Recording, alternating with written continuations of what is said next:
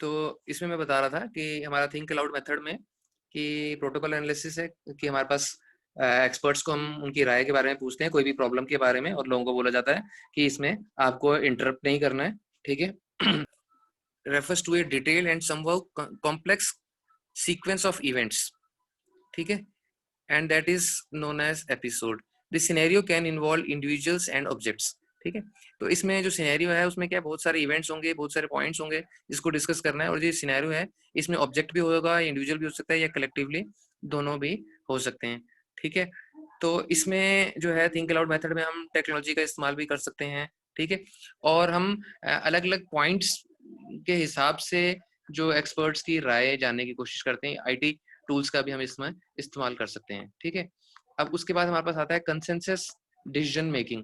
अब consensus decision making में क्या होता है कि एक तरह से ब्रेनस्टॉर्मिंग की तरह सेशंस होते हैं, ठीक है, और इसमें तभी फायदा होता है कि जब सब सारे जो मेंबर्स हैं उनको अपनी राय व्यक्त करने का जो है मौका मिले, ठीक है। तो जब सब अपनी राय रखते हैं तो एक या दो पॉइंट्स पे आके हम कन्वर्ज होने की कोशिश करते हैं, ठीक है। तो ये डेमोक्रेटिक मेथड है, लेकिन इसमें टाइम कंज्यूमिंग बहुत है, ठीक है, टाइम कंज्यूमिंग बहुत है, और कई बार घंटे लग जाते हैं इसमें फेयर डिसीजन के लिए, स्टैंडर्डाइजेशन के लिए, ठीक है। तो ये मेथड क्या है, पहले जजमेंट के लिए भी इस्तेमाल किया जाता था, क्रिमिनल केसेस के लिए भी इस्तेमाल किए जाते थे इस मेथड को, ठीक है। जैसे अगर तुमने रुस्तम मूवी देखी हो। Yes sir. देखिए Rustom movie, yes sir. Akshay Kumar वाली। हाँ सर देखिए। तो उसमें तुमने देखा था कि ज्यूरी फॉर्मेशन होती है एक वहां पे, ठीक है। तो वो डिसीजन लेते हैं तो साथ में वो 8-10 लोग अलग से बैठे होते हैं, और बाद में उनको अलग से रूम में भी ले जाके डिस्कशन करने के लिए अलाउड होता है। तो वो जजमेंट पे दोबारा पुनर्विचार करते हैं, वो सारी चीजें होती हैं, ठीक है। तो वो कंसेंसस डिसीजन मेकिंग में आ जाता है, ठीक है। उसके बाद हमारे पास रेपर्टरी ग्रिड है, रेपर्टोरी ग्रिड। अब इसमें this is the tool used for knowledge capture. Knowledge capturing के लिए हम इसको यूज करते हैं, ठीक है। अब वो जो हमारा टूल है वो अलग अलग हो सकता है, प्रॉब्लम के सोल्यूशन निकालने के लिए अलग अलग मॉडल यूज कर सकते हैं। समझ लो हमारे को एरिया ऑफ रेक्टेंगल निकालना है, ठीक है, तो उसके लिए हम सी की मदद से भी कर सकते हैं, जावा की मदद से भी कर सकते हैं, मैटलैब की मदद से भी कर सकते हैं, ठीक है। तो हमारे पास अलग अलग सॉफ्टवेयर या टूल्स अवेलेबल हैं, ठीक है। तो इसमें क्या है, अगर कोई दो एक्सपर्ट्स काम कर रहे हैं तो रिजल्ट हमारा जो है रेंज उसकी अलग अलग आ सकती है। जैसे कि मैटलैब में हमारे को एरिया ऑफ रेक्टेंगल निकालना है, तो हमारे को ब्रेथ गिवन है या ब्रेथ की रेंज उसने अलग अलग कर ली, तो उस हिसाब से लेंथ और ब्रेथ में समझ लो कोई रिलेशनशिप है, तो उस हिसाब से हमारे पास अलग अलग रिजल्ट्स आ जाएंगे। और जो the knowledge developer usually elicits the constructs and then asks the domain expert to provide the set of the examples, and these set of examples are called elements, ठीक है। each element is rated according to the constructs which have been provided, ठीक है। कि जो solution है सबका, कईयों का तरीका अलग होगा। जैसे अब मैटलैब में अगर हम बात करें, अगर हमारे को एरिया ऑफ रेक्टेंगल निकालना है, ठीक है, या तो हम इनपुट दें, लेंथ की हमने इनपुट दी, ब्रेथ की हमने इनपुट दी, फार्मूला हमने प्रोग्रामिंग में लगा रखा है, उसके हिसाब से एरिया आ जाएगा, ठीक है। और या फिर हमने पहले ही लूप लगा दी कि when breadth value varies from 1 to 100 calculate the area and also display graphically, ठीक है। तो वो सारी चीजें इसमें आ जाती हैं। उसके नॉमिनल ग्रुप टेक्निक है। अब इसमें क्या है, it is the interface between the consensus and the brainstorming.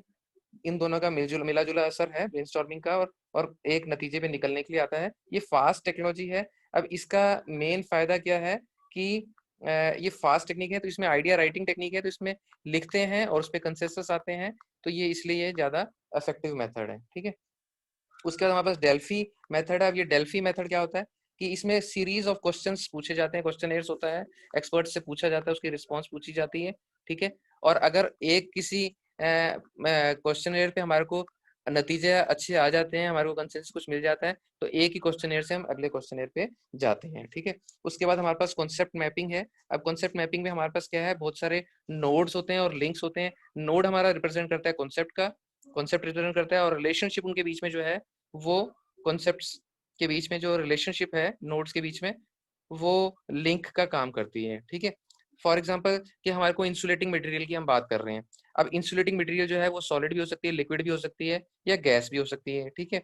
तो अब क्या है कि अब वो उसका लिंक किससे है कि इंसुलेशन क्लास से है, ठीक है। उन इंसुलेटिंग मटेरियल को हम इंसुलेशन क्लास में विभाजित कर सकते हैं कि ये ए क्लास का इंसुलेशन है, ये बी क्लास का है या सी क्लास का है। ठीक है, तो इंसुलेशन मटेरियल एक नोड है, इंसुलेशन क्लास दूसरा नोड है, टेम्परेचर तीसरा नोड है, और कौन सी कंडीशन है, ऑन लोड कंडीशन पे काम कर रहे हैं या नो लोड कंडीशन पे काम कर रहे हैं, ये समझ लो चौथा नोड है। अब इनके बीच में लिंक क्या है, जैसे मैंने बताया कि अलग अलग इंसुलेटिंग मटेरियल्स को अलग अलग हम क्लास से डिफाइन कर सकते हैं, और जो इंसुलेशन क्लास है उसको हम डिफाइन कर सकते हैं टेम्परेचर के आधार पे। ठीक है, कि अलग अलग टेम्परेचर की कितने सहन करने की उसकी शक्ति है, उस हिसाब पे हम उसको इंसुलेशन क्लास को करते हैं। ठीक है, और ऑन लोड या नो लोड कंडीशन की बात यह है कि जो नो लोड कंडीशन होती है उसमें क्या होता है कि टेम्परेचर जो है कम होता है।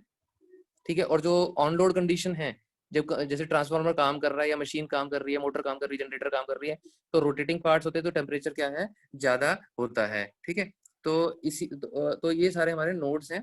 तो अब इसके लिए इसमें हमारे पास जो है कॉन्सेप्ट मैपिंग में जनरेटिंग आइडियाज होती है, कम्युनिकेट करते हैं आइडियाज को, और प्रिपरेशन करनी पड़ती है, स्ट्रक्चरिंग करते हैं, इंटरप्रिटेशन करते हैं। ठीक है, तभी हमारे को सही नतीजे आते हैं। अब उसके बाद हमारे पास ब्लैक बोर्डिंग टेक्निक है। अभी ब्लैक बोर्डिंग टेक्निक में क्या है कि जो इक्वल अपॉर्चुनिटी सबको मिलती है कि वो सामने आके अपने विचार व्यक्त कर सकते हैं।